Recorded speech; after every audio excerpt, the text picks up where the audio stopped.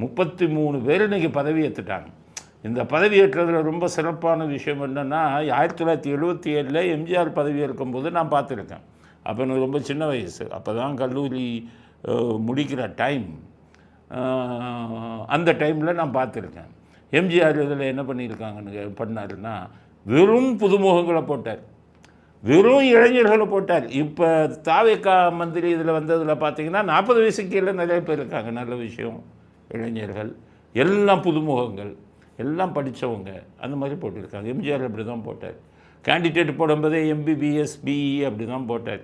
அது மாதிரி ஒரு மந்திரி சபை அமைச்சிருக்காங்க. இளைஞர்கள், நல்லா படித்தவர்கள், இதெல்லாம் போட்டு முதல் விஷயம் இளைஞர்கள், ரெண்டாவது படித்தவர்கள், இவங்களெல்லாம் புதுமுகங்கள்.